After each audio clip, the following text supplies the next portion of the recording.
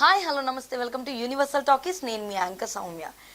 కొత్త కొత్త కథలతో తనకంటూ ఒక మార్క్ని క్రియేట్ చేసుకున్న సంయుక్త మీనన్ ఇప్పుడు ఒక కొత్త విషయాన్ని ఇంటర్వ్యూలో పంచుకొని మళ్ళీ వార్తల్లో నిలిచింది. సో అప్డేట్ ఏంటంటే, ఇంతకు ముందు కూడా ఆల్రెడీ తను ధనుష్ కానీ లేదా బాలకృష్ణతో కానీ ఇలా పెద్ద పెద్ద హీరోస్తో మూవీస్ చేసి తనకంటూ ఒక మార్క్ని అయితే తెచ్చుకుంది. సో అఖండ 2తో హిట్ లిస్ట్లో మళ్ళీ తన పేరుని జాయిన్ చేసుకుంది. బట్ ఇప్పుడు సినిమాలు చేయడంలో మాత్రం ఒకప్పట్లా ఏకదాటిగా చేయకుండా ఇప్పుడు కథ వినడంలో కానీ లేదా కాన్సెప్ట్ని సెలెక్ట్ చేసుకోవడంలో కానీ చాలా జాగ్రత్తలు తీసుకుంటున్న సంయుక్త మీనన్ రీసెంట్గా ఒక ఇంటర్వ్యూలో మాట్లాడుతూ, మళ్ళీ మీరు ఒకవేళ యాక్ట్ చేయాలనుకుంటే మీతో యాక్ట్ చేసిన వాళ్ళలో ఎవరితో చేయాలనుకుంటున్నారు, ఎవరితో మీకు వర్క్ చేయడం బాగా నచ్చింది అని ఇంటర్వ్యూలో అడిగిన ప్రశ్నకు తను ఇచ్చిన సమాధానం ఏంటంటే, నేను సార్ సినిమాలో ఆల్రెడీ ధనుష్ గారితో నటించాను.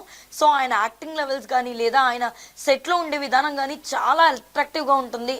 అండ్ దాంతోపాటు ఒకవేళ ఆన్ సెట్ తప్ప ఆఫ్ సెట్లో ఆయన ఎవరితోనూ మాట్లాడరు, పెద్దగా సైలెంట్గానే ఉంటారు. బట్ ఆ యాక్షన్ చెప్పిన సెకండ్ నుంచి ఆ మొత్తం శక్తిని అంతా తీసుకొచ్చి ఆయన స్క్రీన్ మీద చూపించడం కోసమే అలా ఉంటారేమో అని నాకు అనిపిస్తూ ఉంటుంది.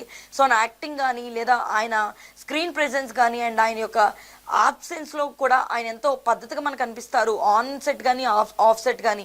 అండ్ అలాంటి ఒక వ్యక్తితో వర్క్ చేయడం అనేది నాకు ఎంతో ఆనందాన్ని ఇచ్చింది.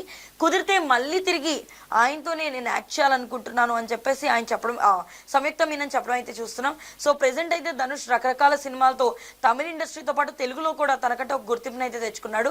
రీసెంట్గా కుబేరా మూవీతో మన తెలుగు ప్రజలకు కూడా దగ్గర అయ్యాడు.